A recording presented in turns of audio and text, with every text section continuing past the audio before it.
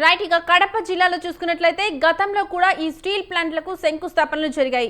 మరి ఈసారి జిందాల్ సంస్థ గ్రౌండ్ వర్క్ ఏ మేరకు పూర్తి చేసింది? జూలై 3 సీఎం పర్యటన ఎలా ఉన్నాయి? సో దీనికి సంబంధించి మనతో మాట్లాడడానికి ఉన్నారు సుబ్బారెడ్డి, లైవ్ లో ఉన్నారు. సుబ్బారెడ్డి, చెప్పండి, ఈ అంశానికి సంబంధించి మీ దగ్గర ఉన్న లేటెస్ట్ అప్డేట్స్ ఏంటి?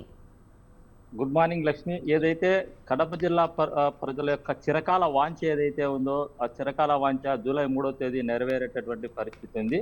ఏదైతే కడపకు స్టీల్ ప్లాంట్ కు సంబంధించి గతంలో పలుమార్లు శంకుస్థాపనలు జరిగినా కూడా దానికి నిర్మాణ పనులు కావచ్చు, ఇంకోటి కావచ్చు, ఆగిపోయినటువంటి పరిస్థితి అయితే ఉంది. ఏదైతే కుటుంబ ప్రభుత్వం వచ్చిన తర్వాత ఈ స్టీల్ ప్లాంట్ కు సంబంధించి నిర్మాణ పనుల్లో చకచక పనులు సాగడంతో జూలై 3వ తేదీ రాష్ట్ర ముఖ్యమంత్రి ఏదైతే కడప జిల్లా జమ్మలమడుగు నియోజకవర్గం కన్నెతీర్థం వద్ద నిర్మాణ పనులకు శ్రీకారం చుట్టేటటువంటి పరిస్థితి ఉంది.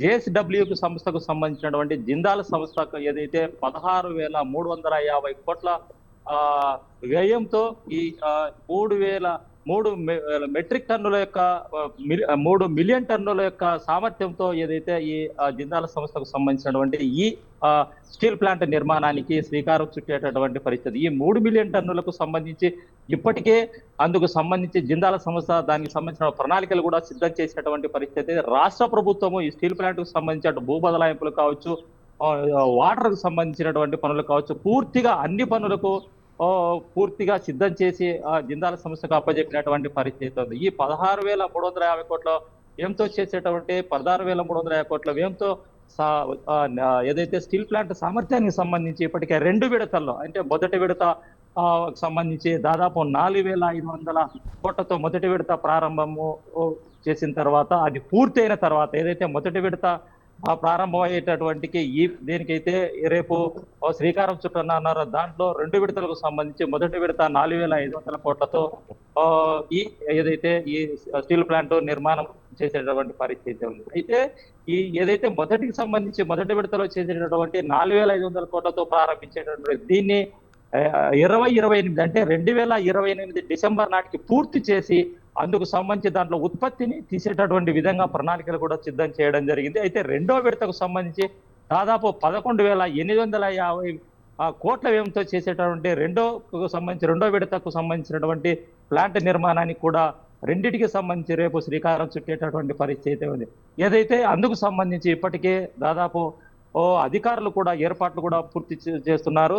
దీనికి సంబంధించి ఏదైతే జిందాల్ ప్లాంట్ కు సంబంధించి ఈ ఏదైతే స్టీల్ ప్లాంట్ జేఎస్డబ్ల్యూ రాయలసీమకు సంబంధించినటువంటి ఈ ప్లాంట్ నిర్మాణం పూర్తయితే దాదాపు 3,000 మంది నిరుద్యోగులకు ప్రత్యక్షంగా పరోక్షంగా ఉపాధి అవకాశాలు కలిగేటటువంటి పరిస్థితి.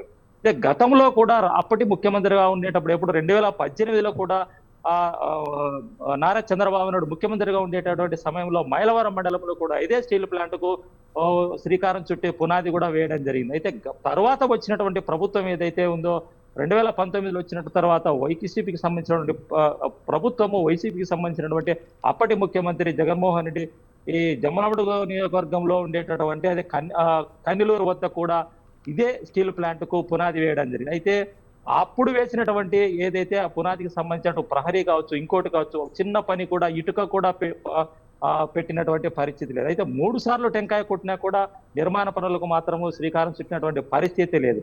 అయితే అప్పట్లో ఆగిపోయిందనేటువంటి ఏదైతే ఈ స్టీల్ ప్లాంట్ కు ఇప్పుడు మరోసారి రాష్ట్ర ముఖ్యమంత్రిగా వచ్చినటువంటి నారా చంద్రబాబు నాయుడు దీనికి సంబంధించి కూటమి ప్రభుత్వం వచ్చిన తర్వాత అటు జిల్లాకు సంబంధించినటువంటి నాయకులతో పాటు ఏదైతే జమ్మలమడుగు నియోజకవర్గానికి సంబంధించినటువంటి నాయకులు కూడా దీనికి సంబంధించి స్టీల్ ప్లాంట్ కు సంబంధించి మరోమారు ముఖ్యమంత్రి దగ్గర చర్చించినటువంటి నేపథ్యంలో జిందాల్కు సంబంధించినటువంటి సంస్థ దీనికి శ్రీకారం చుట్టి ముందుకు రావడం జరిగింది. అందుకు సంబంధించి దాదాపు 16,350 కోట్లతో నిర్మాణానికి శ్రీకారం కూడా చుట్టడం జరిగింది. అయితే ఉమ్మడి రాష్ట్రం ఉన్నప్పుడు కూడా ఇదే స్టీల్ ప్లాంట్ ఏదైతే ముద్దనూరుకు సంబంధించి ముద్దనూరు జమ్మలమడుగు మధ్యలో బ్రాహ్మణి స్టీల్ ప్లాంట్ అప్పటి ఉమ్మడి రాష్ట్రం ఉండేటప్పుడు అప్పటి ముఖ్యమంత్రిగా ఉండేటువంటి రాజశేఖర రెడ్డి కూడా బ్రాహ్మణి స్టీల్గా ఒక పునాది రాసి శిలాఫలకం కూడా వేయడం జరిగింది. అయితే అప్పుడు పరిస్థితులలో గాలి జనార్దన్ రెడ్డి ఏదైతే ఓబులాపురం మైన్ సంబంధించి అందులో ఓబులాపురం మైన్ ఇష్యూలో ఇరుక్కుపోవడంతో ఆ నిర్మాణ పనులు పూర్తిగా ఆగిపోవడం జరిగింది. అయితే తదనంతరం వచ్చినటువంటి ప్రభుత్వాలు ఏ ఉన్నా కూడా ప్రస్తుతం అయితే కూటమి ప్రభుత్వము Rayalaseema steel plant JSW Rayalaseema steel plant పేరుతో స్థానిక నిరుద్యోగులను దృష్టిలో పెట్టుకొని ఈ ప్లాంట్ నిర్మాణం చేయడానికి శ్రీకారం చుట్టడం జరిగింది. అందుకు సంబంధించి జూలై 3వ తేదీ జరిగేటటువంటి ఏదైతే భూమి పూజకు సంబంధించి అంకురార్పణకు సంబంధించి ఇప్పటికే అటు ఎమ్మెల్యే ఆదినారెడ్డి కావచ్చు, అలాగే కలెక్టర్ చెరుకూరు శ్రీధర్ అందుకు సంబంధించి ఏర్పాట్లు కూడా చేయడం జరిగింది. ఈ నిర్మాణానికి సంబంధించి జరిగేటువంటి కార్యక్రమానికి కూడా ఏర్పాట్లు చేయడం జరిగింది. అందుకు సంబంధించి కూడా ఏర్పాటు చేసినటువంటి పరిస్థితి. అయితే ఏది ఏమైనా ఓవరాల్ గా చూసినట్లయితే కడప జిల్లా ప్రజల యొక్క చిరకాల వాంఛ ఏదైతే ఉందో, నిరుద్యోగుల యొక్క ఆకాంక్షలకు అనుగుణంగా ఈ జేఎస్డబ్ల్యూ రాయలసీమ స్టీల్ ప్లాంట్ నిర్మాణం చేపట్టడం జరిగింది. అయితే ఇందులో నిరుద్యోగులకు కూడా ఒక ఆనందాన్ని వ్యక్తం చేసినటువంటి పరిస్థితి ఉంది Lakshmi. Right Subbareddy, thank you for the updates.